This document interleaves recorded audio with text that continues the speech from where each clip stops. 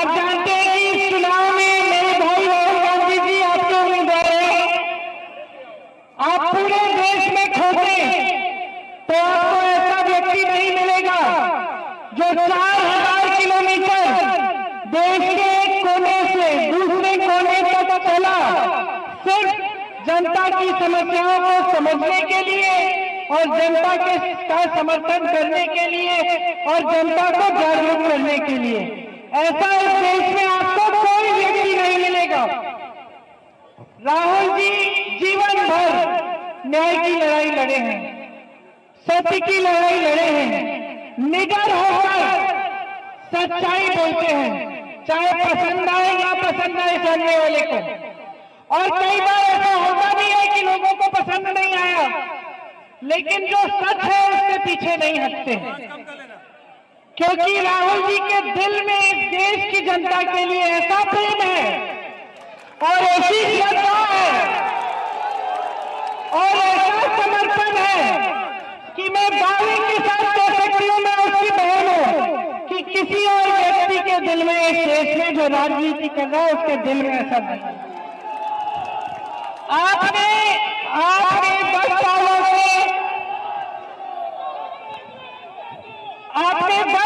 से अरे मेरे भाई, लोगों को सुनने दो, शांत हो जाओ, मुझे खत्म करने दो, उसके बाद जितने नारे लगाए। तो देखिए, आपने 10 सालों से मोदी जी की सरकार को परखा है। प्रदेश में भी भाजपा की सरकार और केंद्र में भी भाजपा की सरकार रही है। मैं आपसे सीधा सवाल करना चाहती हूँ, क्या इन 10 सालों में आपके जीवन में तरक्की आई है कि नहीं आई है? नहीं आई है। यहाँ नौजवान तमाम खड़े लोगों को कितनों को मिला है? उठाओ सरकार से। पेपर लीक हो गया। सुनिए, आप अपने बच्चों को पढ़ाते लिखाते हैं, खूब मेहनत करते हैं, बहनें खड़ी हैं, है कि नहीं? खेती में काम करती हो, कहीं पे काम करती हो, घर आके बच्चों की परवरिश करती हो। जब तक बच्चे सोते हैं तब तक सोते नहीं हो, बच्चों को पहले खाना खिलाती हो फिर खाती हो। सब मेहनत करती है अपने बच्चों को बड़ा करने के लिए। किसान खेती में काम करता है, दिन रात खेती में काम करता है। आज ये परिस्थिति बना दी है मोदी जी की सरकार ने कि रात को भी खेती में बैठना पड़ता है पहरेदारी करने के लिए, क्योंकि आवारा पशु आपके खेत खाए जा रहे हैं। कोई नीति नहीं है इसके लिए। महंगाई से इतनी मार है आप पे, आप कुछ खरीद नहीं पा रहे हैं। घर में कोई समस्या होती है, घबराहट होती है कि पैसे कैसे देंगे, इलाज कराना पड़ता है, फीस भरनी पड़ती है। बहनें आप दुकान यहाँ आई हैं कुछ खरीदने के लिए, आधी चीजें छोड़ के घर चली रहती होंगी। इतनी महंगाई हो गई है। मोदी जी ने एक ऐसी स्कीम दी है आपको जिससे आपको सुविधा है, एक ही है, और वो भी कांग्रेस ने शुरू की थी। कांग्रेस ने देश में भोजन का अधिकार दिलवाया। इसका मतलब है कि सबको न्यूनतम राशन मिलना चाहिए। मोदी जी ने आपको 5 किलो राशन पकड़ा दिया। उसी के बल पे बाकी सारी नीतियां उन्होंने बनाई है बड़े खरबपतियों के लिए। ये जो 5 किलो का राशन है, इससे पेट तो भर जाता है थोड़ा बहुत, लेकिन आपको रोजगार नहीं मिल सकता इससे, आप आत्मनिर्भर नहीं बन सकते। ये निर्भर बनाने की स्कीम बनाई है इन्होंने।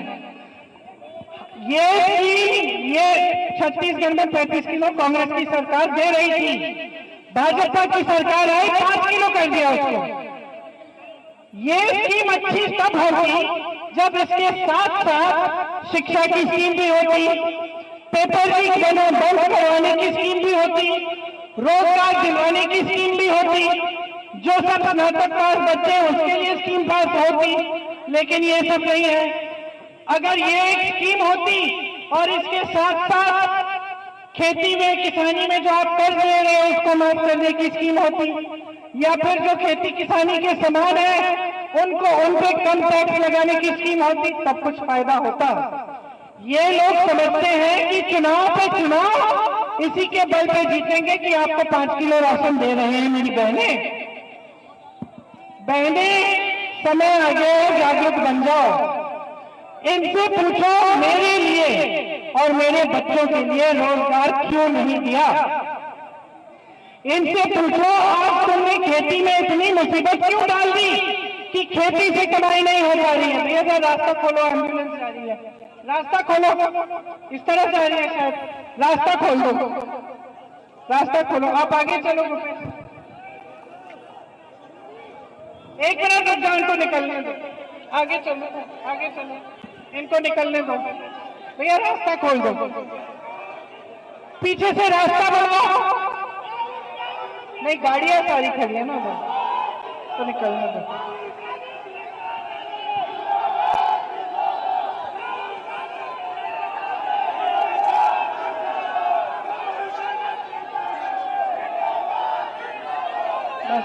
बस रुक जाओ। तो देखिए, सुन लीजिए,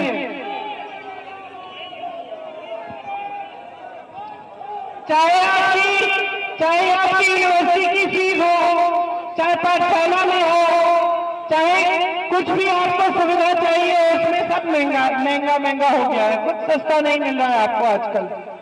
लेकिन सरकार की तरफ से कोई मदद नहीं मिल रही है। अब हम कह रहे हैं कि हमारी अगर सरकार आएगी, ध्यान से सुनो, ये आपके लिए बात है। अब सारी बातें तो मैं नहीं कह सकती ना, जो मैं कह रही हूं सुन लो, तो सुन लो, ये सब आपके लिए बातें हैं, सुन लो। बहने, आपके लिए जो परिवार में सबसे बड़ी महिला है, उसके खाते में अगर हमारी सरकार आएगी 8,700 रुपए हर महीने, मतलब एक साल में 1 लाख रुपए आपके खाते में डाले जाएंगे, ताकि आपकी बचत हो पाए, आप अपने पैरों पे खड़े हो पाए। इसके साथ साथ ये जो नौजवान यहाँ खड़े हैं, सुन लो, स्नातक पास बच्चों के लिए एक अप्रेंटिसशिप की स्कीम आएगी, जिसमें 1 लाख रुपए सालाना आप कमा पाओगे जब तक आपकी स्थायी नौकरी नहीं लगेगी। 5,000 करोड़ रुपए का फंड बनेगा। आप अपना कारोबार शुरू करना चाहेंगे, कोई छोटा बिजनेस, कोई मैन्युफैक्चरिंग, कुछ यूनिट, उसके लिए आपको उसमें से फंड मिलेगा। इसके अलावा जो 30 लाख पद आज केंद्र सरकार के खाली पड़े हैं, उसको भरने का काम हम जल्द ही जल्द करवाएंगे। बहने 50% जो सरकारी पद है वो महिलाओं को जाएंगे। पहले के जो आरक्षण है उनके तहत, तो जो ओबीसी, दलित, जो सबके जो आरक्षण है उसके ही तहत, लेकिन उसका आधा महिलाओं को मिलेगा। ठीक है, सुनिए। उसके अलावा आजकल नहीं मिल रहा है, लेकिन हम कह रहे हैं सुन लो, मिलता नहीं है, इसलिए हम कह रहे हैं कि जब हमारी सरकार बनेगी तो 50% ये हम आरक्षित करेंगे महिलाओं के लिए। पेपर लीक के लिए सुन लीजिए, पेपर लीक के लिए यार बोलने दो भाई, नहीं तो आप ही बोलो।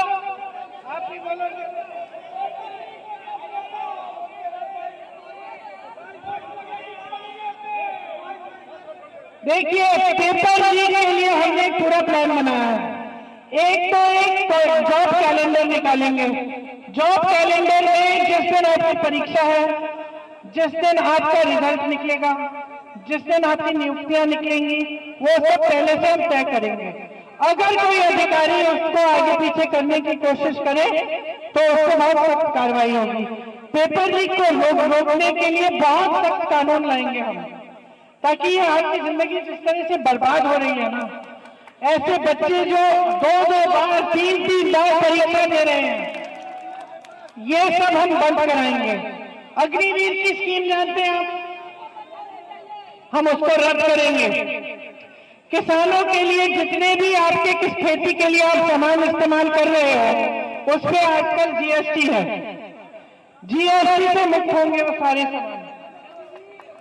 उसके अलावा जो कर्ज है आपके, जो किसानों के कर्ज हैं, जो मोदी जी की सरकार में एक भी रुपया माफ नहीं हुआ है, लेकिन बड़े बड़े खरबपतियों के 16 लाख करोड़ रुपए इन्होंने माफ किए हैं। आज ये कह रहे हैं, भाषण में इन्होंने आज कहा है कि राहुल जी अडानी अंबानी का नाम नहीं ले रहे हैं। अरे वाह, रोज तो लेते हैं, रोज हम इनकी सच्चाई आपके सामने इनका खुलासा करते हैं। रोज हम आपको कहते हैं कि बड़े बड़े खरबपतियों की इनके साथ गांठ है। सारे कर्ज इन्होंने इनके माफ किए 16 लाख करोड़ रुपए। यहाँ उत्तर प्रदेश में जहां इनकी सरकार है, केंद्र में भी और प्रदेश में भी, यहाँ के किसान 1-1 लाख रुपए के लिए आत्महत्या कर रहे हैं। उनके लिए एक कर्ज माफ नहीं हुआ 1 रुपए का। इसका जवाब दें मोदी जी, इसका जवाब दें कि क्या काम किया है। 10 सालों के लिए इन्होंने सिर्फ आपको बहकाया है बस। इस देश की जितनी भी संपत्ति है सारी अपने खरबपति मित्रों को दे दी है। देश के बंदरगाह, देश के हवाई अड्डे, देश का कोयला, देश की जो बिजली बनाने वाले जो पावर के हैं, बड़ी बड़ी संस्थाएं होती थी, यहाँ इतने खोले थे हम लोगों ने, बीएचईएल, रायबरेली, अमेठी में, इनके सारे सब्सिडी अपने खरबपति मित्रों को बेच दिए हैं ताकि आस्ते आस्ते इनका निजीकरण हो जाए। निजीकरण का मतलब क्या है? आरक्षण नहीं मिलेगा। समझ लो क्या हो रहा है इस देश में। इस देश में जब देश की जनता को कमजोर करने की नीति बन रही है, खरबपतियों को मजबूत बनाने की, आपके अधिकारों को कमजोर बनाने की, संविधान को कमजोर करने का। संविधान क्या करता है? आपको हक देता है। बहनें यहाँ खड़ी हो, वोट दोगी, ये अधिकार आपको संविधान ने दिया है। इस संविधान के लिए आपके पूर्वज लड़े हैं। यहाँ रायबरेली में सबसे पहला किसान आंदोलन 103 साल पहले हुआ था। पहली बार जब मेरे परिवार के सदस्य यहाँ आए, आपकी जागरूक जनता खींच के लाई। ये नहीं है कि आप लोग हमारे पास आए, हम आपके पास आए। पंडित जवाहरलाल नेहरू 103 साल पहले जब यहाँ के किसानों ने ब्रिटिश साम्राज्य के खिलाफ आंदोलन किया, तब यहाँ आए। इसका मतलब क्या है कि आपका एक राजनीतिक इतिहास है, जागरूकता का इतिहास है। ये भाजपा के लोग कहते हैं परिवारवाद का इतिहास है, इनको कुछ समझ में नहीं आता। आपका इतिहास जो है वो जागरूकता का इतिहास है, लोकतंत्र को मजबूत बनाने का इतिहास है। जब आपको कुछ अच्छा नहीं लगा तब भी आपने निर्णय लिया है। चाहे मेरे परिवार का कोई खड़ा हुआ इंदिरा जी के समय में, आपको कुछ अच्छा नहीं लगा, आपने उनके खिलाफ भी निर्णय लिया। ये आपकी जागरूकता है कि आपने बड़े से बड़े नेताओं को बताया कि हमें ये पसंद नहीं आया, इस चीज को आप बदल दीजिए। और वो बड़े से बड़े नेता, उनके दिल में आपके लिए इतनी श्रद्धा थी कि गुस्साए नहीं आपके ऊपर, डांटा नहीं, नाराज नहीं हुए आपसे। उन्होंने कहा जनता जागरूक है, सही कह रही है, मुझे सुनना चाहिए। बदलाव लाई, बदलाव लाके वापस आई, आपने फिर से जिताया। ये आपकी जागरूकता है, ये आपकी खासियत है। अगर मेरे परिवार के सदस्यों ने 4 पुश्तों के लिए आपके लिए काम किया, आपकी सेवा की, आपके प्रति समर्पित रहे, तो आप भी अपनी जिम्मेदारी पुश्तों से निभा रहे हैं इस देश के लिए। हम इस बात को गहराई से समझते हैं। जिस चीज को ये लोग परिवारवाद कहते हैं, ये परिवारवाद नहीं है, ये सेवा की भावना है, ये श्रद्धा की भावना है। हम समझते हैं, नेहरू जी समझते थे, इंदिरा जी समझती थी, राजीव जी, सोनिया जी, फिरोज जी, सब समझते थे कि देने वाली जनता है, सत्ता आपने दी है। अगर मैं आज यहाँ खड़े होकर आपको भाषण दे सकती हूँ तो ये आपकी देन है।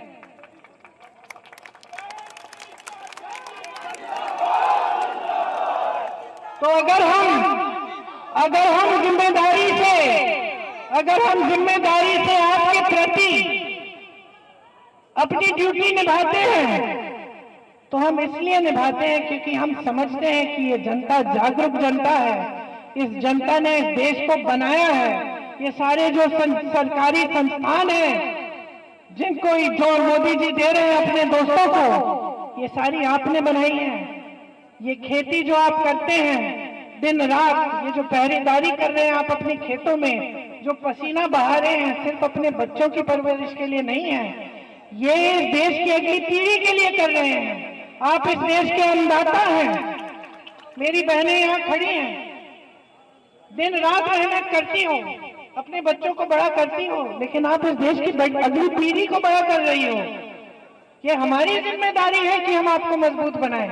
ये हमारी जिम्मेदारी है कि आपके बच्चों का भविष्य उज्जवल हो, कि आपको सेहत की सुविधा मिले, कि आपको शिक्षा की सुविधा मिले, कि आपको हर सुविधा मिल पाए। और आज जो सरकार है वो आपकी सारी संपत्ति इकट्ठा करके किसी और को दे रही है, बड़े बड़े खरबपतियों को। उनके लिए एक दिन में गुजरात में एयरपोर्ट अंतरराष्ट्रीय बन रहा है और उसी जगह थोड़ा आगे जाइए वहां एयरपोर्ट ही नहीं है, कोई पहुंचने का साधन ही नहीं है।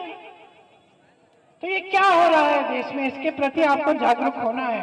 ये संविधान बदलने वाली बातें, ये आपको कमजोर करने वाली बातें, ये जो टीवी पे हर रोज आपको दिखाया जा रहा है, ये सच्चाई नहीं है। टीवी की सच्चाई नहीं है। सच्चाई ये है कि ये लोग सिर्फ खरबपतियों के लिए सरकार चला रहे हैं। पूरी तरह से इन्होंने गरीबों को, किसानों को, मजदूरों को, मेरी बहनों को नकारा है। आपकी समस्याओं का कोई समाधान नहीं निकाला है। अब संविधान बदलना चाहते हैं। बचेगा क्या? बचेगा क्या? बताइए, बचेगा क्या? इस संविधान ने सब कुछ दिया है। तो मैं सिर्फ आपको ये कहने आई हूं कि आप जागरूक हो। एक जागरूकता का इतिहास है यहाँ का, 103 साल पुराना। यहाँ गांव-गांव में जाती हूँ, मुझे स्वतंत्रता सेनानी का परिवार मिलता है। गांव-गांव में आजादी की लड़ाई किसने लड़ी है? गांव-गांव में कार्यकर्ता है, एक पार्टी के नहीं लेकिन सब पार्टियों के। तो यहाँ राजनीतिक जो जागरूकता है बहुत है। इसीलिए मैं आपसे कह रही हूँ, यहाँ से संदेश भेजो पूरे देश में। हमें लोकतंत्र को मजबूत करना है, हमें इस देश के संविधान को बचाना है, हमें इस देश में ऐसी सरकार लानी है जो हमारी संपत्ति हमारे हाथों में हमें वापस दे। और इसका प्रमाण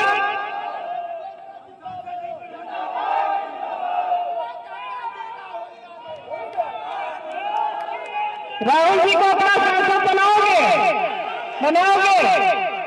भारी बहुमत से जिताओगे।